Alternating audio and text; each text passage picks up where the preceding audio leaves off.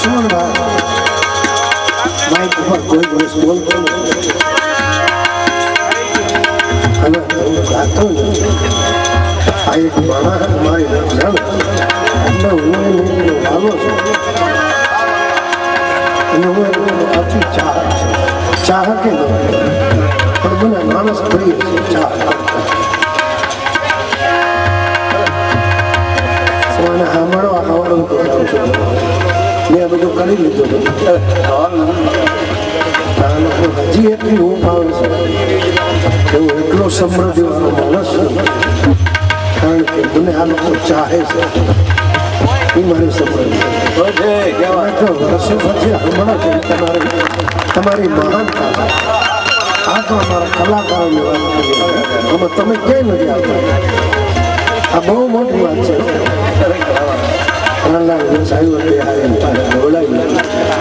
આમ માણસ એક જ ગમે છે બોલતો લોકો પુરસ્કારથી બાણું સાથે કોઈ ગાવા વર્ષો આનું નામ કાઢે કે એવું થઈને બેઠું મન ચાહે છે.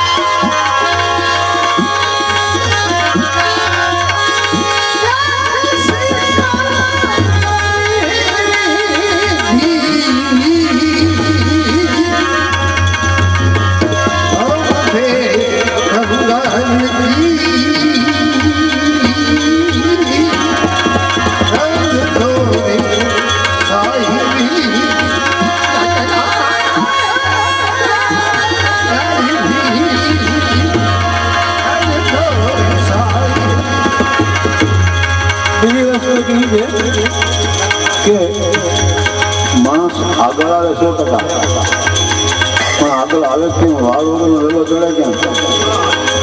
આ અમારી વાળ છે. આ બુઝુર્ગો જે નાનબાબુ વયા ગયા એ ખોટ બહુ છે. કાંદા હું વયા ગયા એ પણ ખોટ છે. ભલે આપણે આને સાંભળી અને આપણે એની ગાયકી સાંભળી જવાનું વ્યક્તિ સામે જવું પડે. બુઝુર્ગ મૂર્તિ આપણે હૃદયમાં રાખીને પોતે ગાતા હોય એને ખબર છે કે તકલીફ છે અને આપણે જાણીએ પણ એ તકલીફ નહીં, એ આપણા માટે એક મોટી વાડ છે અને આપણે એને આધારે જીવન જીવી એવી આપણી ઈચ્છા હોય છે. જેની પાછળ આ શિવરાત્રિના મેળામાં હજારો માણસ પાછળ ફરતું હોય. મિત્રો નથી લાગતું તમે એનો પ્રાણ વ્યાજ થઈ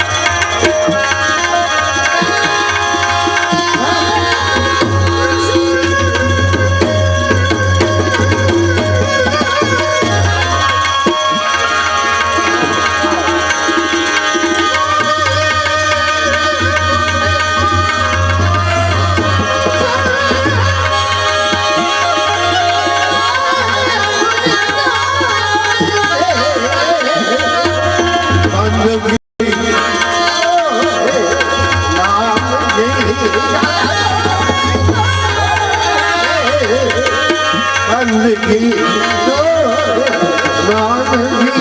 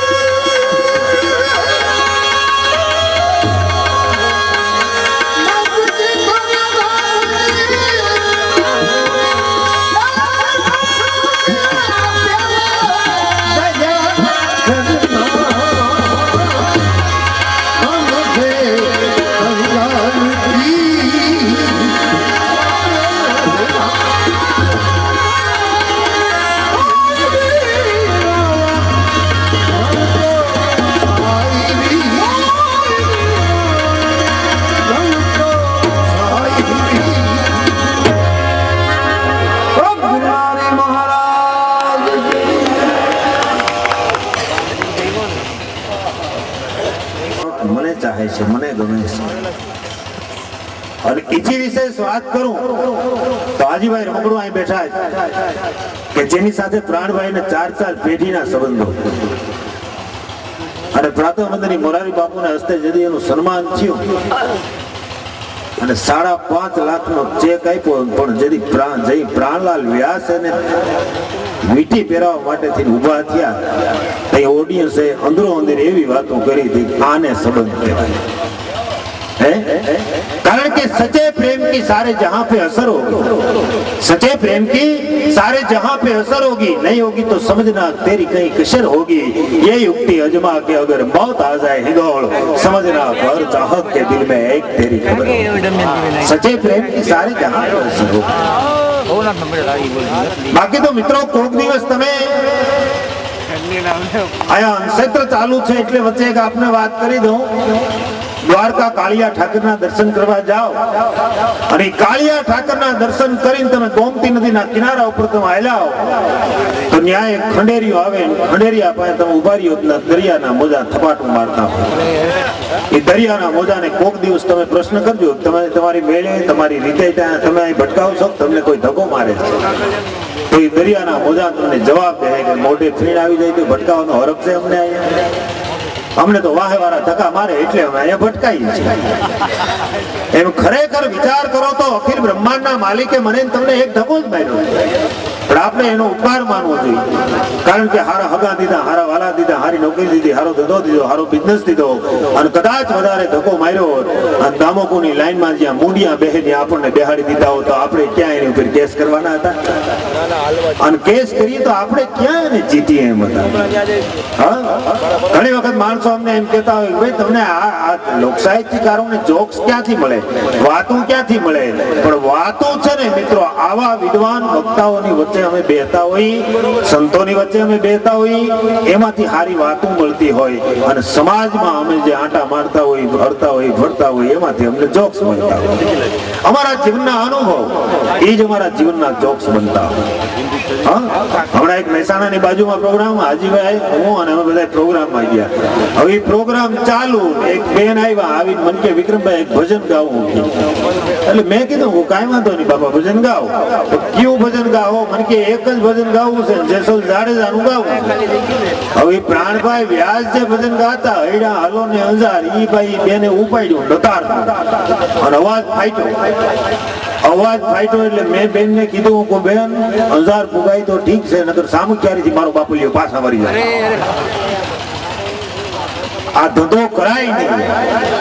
હા અરે મેં એક પ્રોગ્રામ ચાલુ ને એક ભાઈ મારી પાસે આવ્યો મને કે વિક્રમ ગઢવી હું કહું હા મને કે એક કામ છે ડાયરો કરવો હું કહું બોલો અમે તો ધંધો લઈને બેઠા છીએ ડાયરો કરી દી પણ મેં વળી પૂછ્યું ચોખવટ કરી હું કહું કેને લાભાર્થે છે ગાયું લાભાર્થે છે મંદિરને લાભાર્થે છે ધરતીકપને લાભાર્થે છે હમણાં તો આ ગાયું એટલે મને કે લાભાર્થે છે પણ ગાયું લાભાર્થે નથી હું કહું તો મને કે મંદિરને લાભાર્થે નથી હું કહું તો છે હું મને કે મારા ઘરના બીમાર પડી ગયા ને વાલ બદલાવા પડે એક દી મને કે રોકાઈ જાવ થોડો ઘણો ખર્ચો આપી દઉં તમને હું વાંધો હવે ભાઈ અમે તો ડાયરો કર્યો 40-50 હજાર રૂપિયા થયા એ મરી ગયા દઈને અમે તો નીકળી ગયા પણ 15 મે થી પાછો એ બાજુ પ્રોગ્રામ એટલે મેં વળી ફોન કરીને પૂછ્યું કેમ તમારા ઘરનાની તબિયત સારી વાલ બદલી ગયા મને કે ના ના વિક્રમભાઈ વાલ બદલાવાનું કુછ બંધ રાખ્યું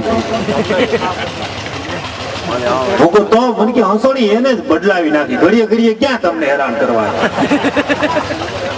હવે આ હાટું મરી ગયા તને પ્રોગ્રામ કરી દીધો સમાજ છે સમાજને કોઈ વાતે પુગાય નહીં પણ આયા માં જગદંબાના દરબારમાં બેઠા છીએ એટલે વચ્ચે તમને એક વાત કરી દઉં કે આ દેશની શક્તિની હું તાકાત છે આપણા તહેવારો તમે જોજો વડીલ મુરબી પ્રાણભાઈ બેઠા લખનભાઈ બેઠા અમારે વાત ન વધારે કરાય પણ આપણા તહેવારો તમે જોજો એક પછી એક તહેવારો છે ને એ તમે વિચાર કરો તો દિવાળીની તમે વાત કરો તો દિવાળી પછી મકર સંક્રાંતિ આવે આપણે એમ કહીએ ભાઈ દિવાળી આવી મકર સંક્રાંતિ આવી એ પછી ઉતાસણી આવી એ પછી હાઈતમ આઠમ આવી એ પછી નવરાત્રી આવી અને તે પછી ધનતેરસ આવી એ પછી કાળી ચૌદશ આવી એ પછી દિવાળી આવી આ દિવાળી આવી ત્યાં લગીની તમે વાત કરો ને તો એ તમામ તહેવારોના નામ સ્ત્રીવાચક આવે છે તે પછી આવે પડવો એટલે એ આપણે એનું કઈ નક્કી નહીં વેલા મોડો આવે 20 તો ધોકો જ આવે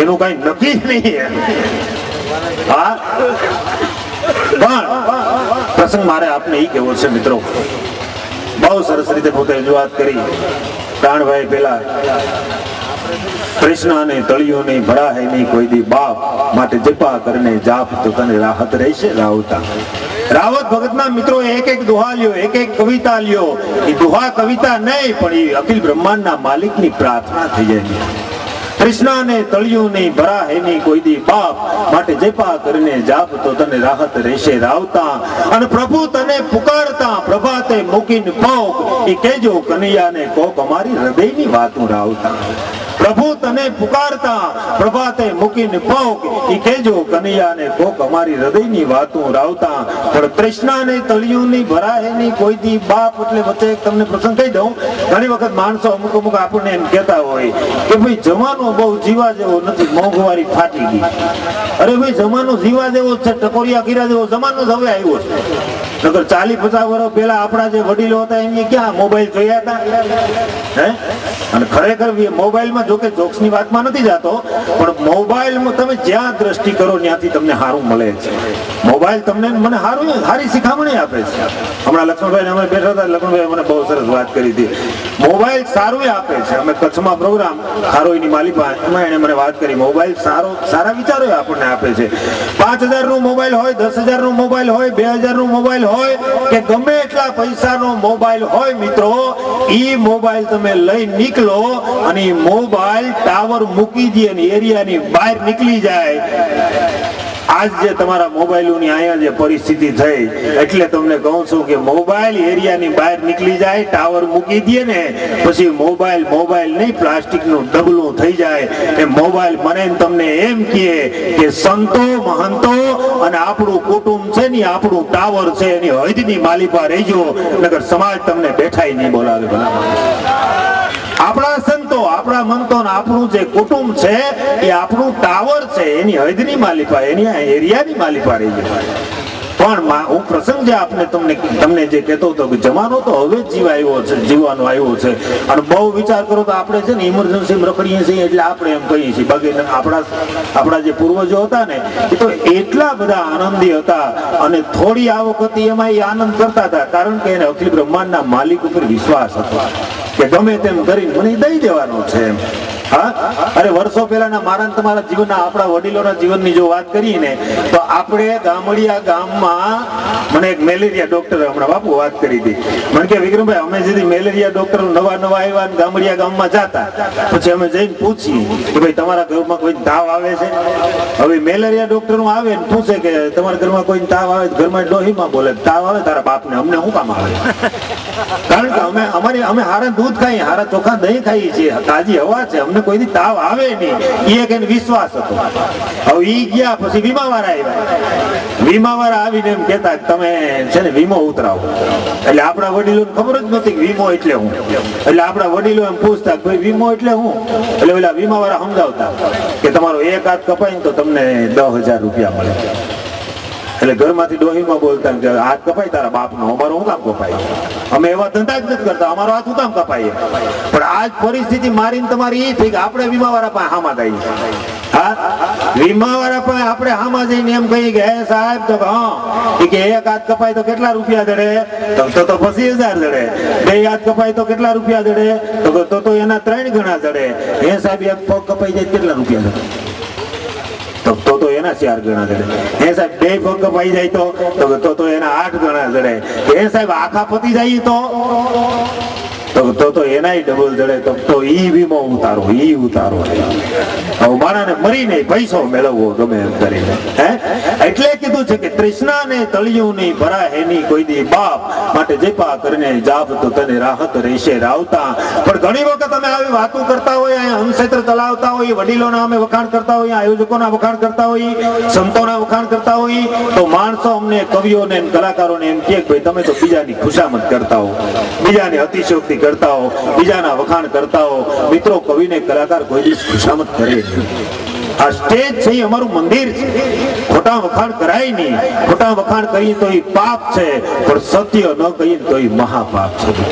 અમે મહારાણા પ્રતાપના વખાણ કર્યા છે, અમે દેવાયત બોદરના વખાણ કર્યા છે. અમે મહારાણા પ્રતાપના વખાણ કર્યા હોય તો એની પાછળનું કારણ એ છે કે હિન્દુ ધર્મને જાળવી રાખવા હાટું થઈ અને રાજપૂત કુટુંબ રાજસ્થાનના ડુંગરાની માલિપા રજનું છે ને એના અમે વખાણ કર્યા છે. અમે દેવાજ બોદરના વખાણ કર્યા છે, અમે આહિર કુળના વખાણ કર્યા છે. પણ એના અમે વખાણ કર્યા હોય, દેવાજ બોદરના અમે વખાણ કર્યા હોય, તો એની પાછળનું કારણ એ છે કે જુનાગઢની ગાદીને જીવતી રાખવા હાટું થઈ અને પોતાના પેટના દીકરાને હોમી દીધો, એનામાં પડેલી દાતારીના અમે વખાણ કર્યા. કારણ કે આખિર તો અમે શક્તિના ઉપાસક. અને ઈથી આગળ વાત કરું તો અમારા કવિ દાદે તો હિરણ નદીનું વર્ણન કર્યું છે. તો કેદી કવિ દાદ ઉપર હિરણ નદીનું મન્ય ડરાવ્યું છે. એટલું નહીં, પણ અમે તો એકાબીજા કવિઓને પણ ટકોર કરી છે કે આ જગ્યાએ આમ નહીં, ભલામણ કદાચ આમ પણ હોય. બહુ જૂનો આપણો દુહો છે કે જગતમાં જીવવા તનો 60 લગી હવા. જગતમાં જીવવા તનો 60 લગી હવા. સમજદાર વર્ગ બેઠો છે એટલે આપને કહું છું. એક કવિ એમ કે જગતમાં જીવવા તનો 60 લગી હવા, પણ કેશોદની બાજુમાં મગરવાડા ચકલીના માળા જેવું ગામ, ત્યાંનો કવિ નાથભાઈ ગઢવી એમ કે ના ભાઈ આવું નથી. હે કે આવું નથી. કારણ કે જગતમાં જીવવા તનો જો 60 લગી જવા દો હવા દો તો મહાભારતના રણમેદાનની માલિપા એમ કહેવાય છે કે હામામી જાગાતી ખેલાની, અને એક બાજુ અર્જુન ને એક બાજુ 60 વર્ષની ઉંમર, અને પિતામાં ભીષ્મ જેથી રણમેદાનની માલિપા આવ્યા. પણ આવીને આમ રથના પૈયા ઉપર પગ દીધો તા તો પેંજની પે પાઉં દીનો, પેંજની હલાઈ દીધી. પેંજની પે પાઉં દીનો, પેંજની હલાઈ દીની. અને એક પછી એક બાળનો મારો કરવા મંડી ગયા પિતામાં ભીષ્મ. અને આય કાળિયા ઠાકરની રાડ ફાટી ગઈ હતી કે અર્જુન હવે બાણ છોડ. હે કે હવે બાણ છોડ. કે કાળિયા ઠાકર કઈ રીતે બાણ છોડું? કારણ કે દાડો ભીષ્મ એ રીતે બાણનો મારો કરે છે કે બાથાની માલિપા હાથ નાખવાનો વારો નથી આવવા દેતા. એટલું જ નહીં, અર્જુન કે મહાભારતના રણમેદાનની માલિપા જીત જીત દેખું તિત તિત ભીષ્મ હે કે હું ત્યાં જોઉં ને મને ભીષ્મ જ દેખાય છે, બાકી બીજું કોઈ મને દેખાતું નથી. કહેવાનો મારો અર્થ, કહેવાનો મારો ભાવ, હું તમે એમ કહેતા હોય કે જગતમાં જીવવા તનો 60 લગી હવાદ.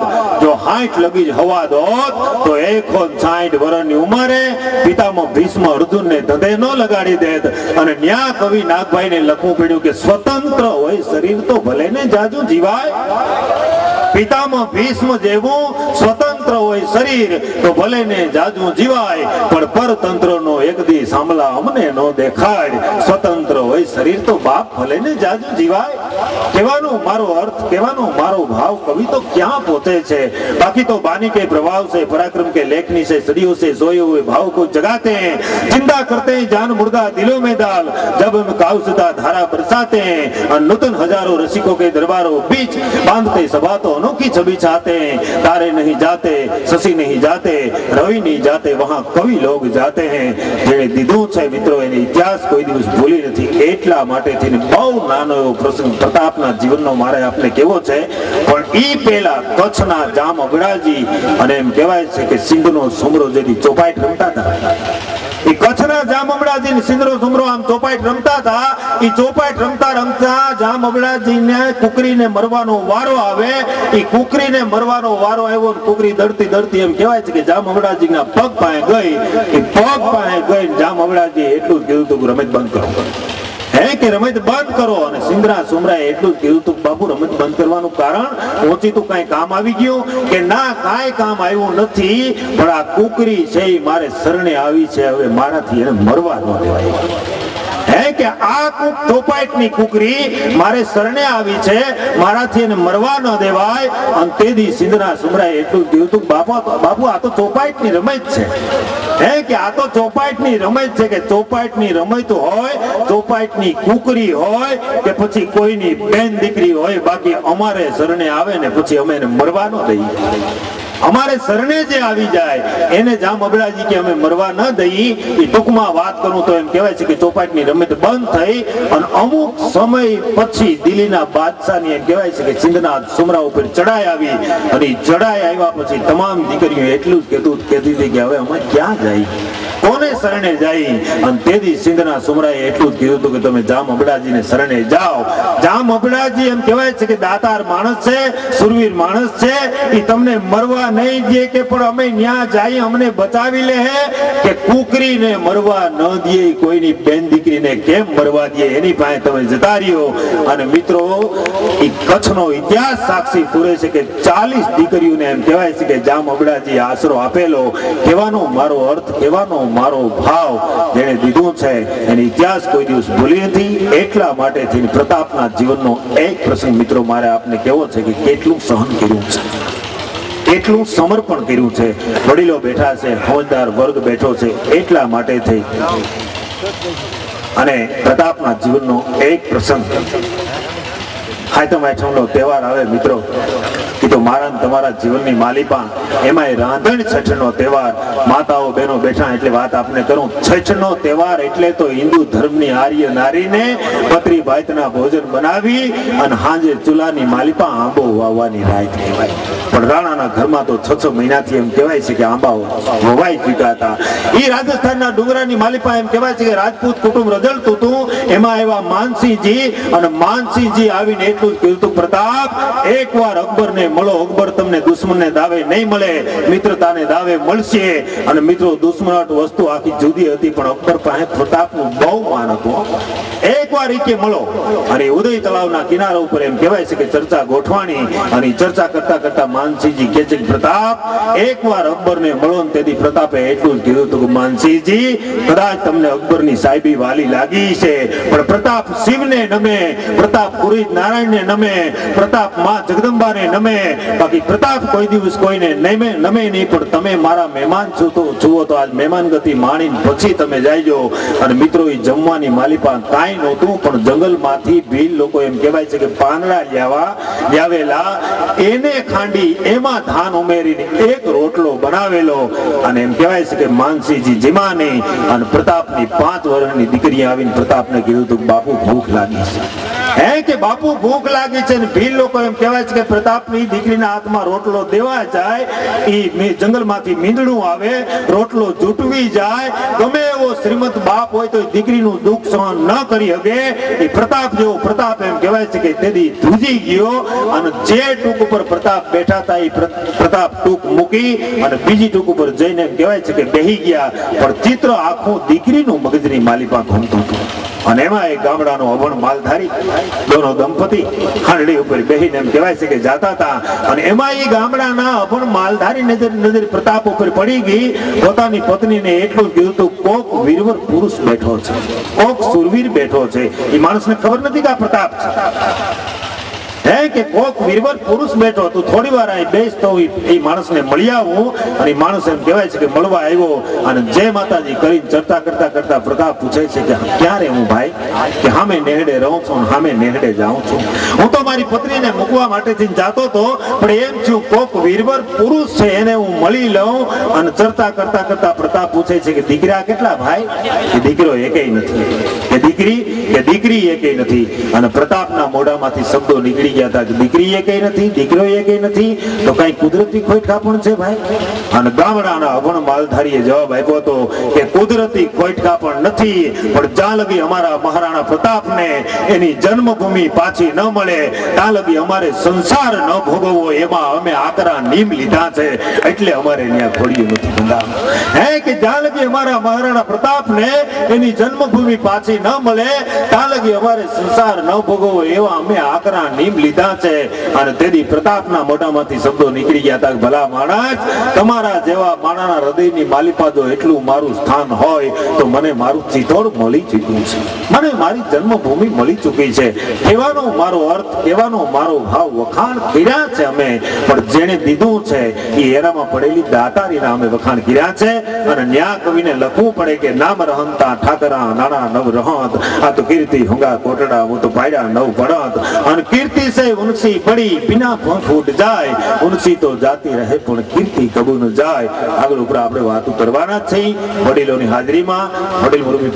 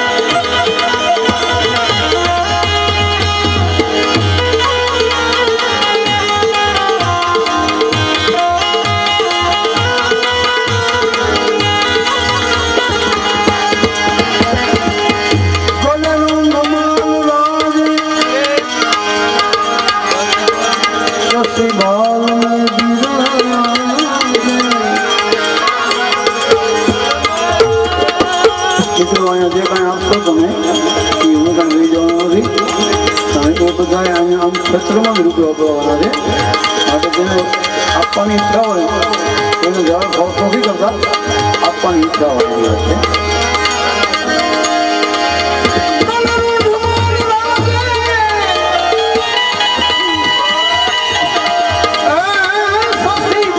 में गिरा दे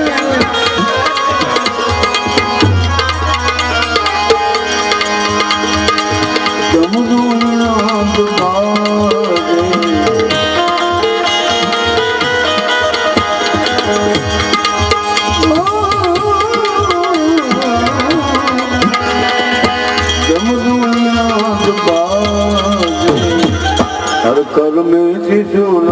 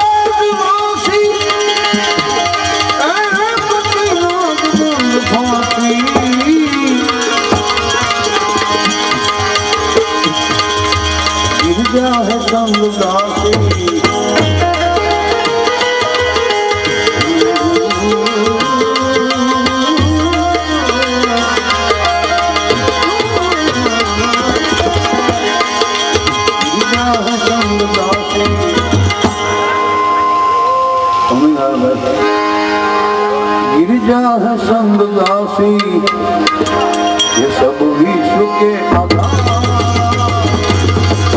बोले तेरी दुकान खाती है गंगाला बोले तेरी दुकान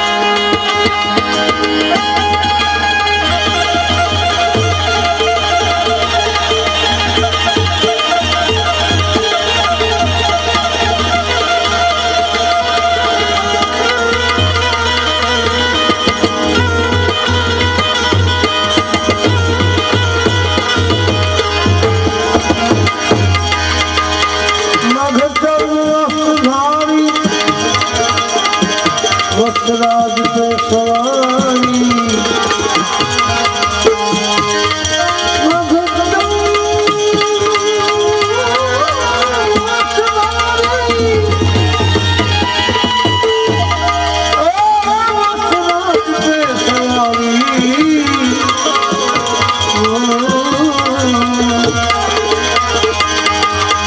भक्तों को दुखारी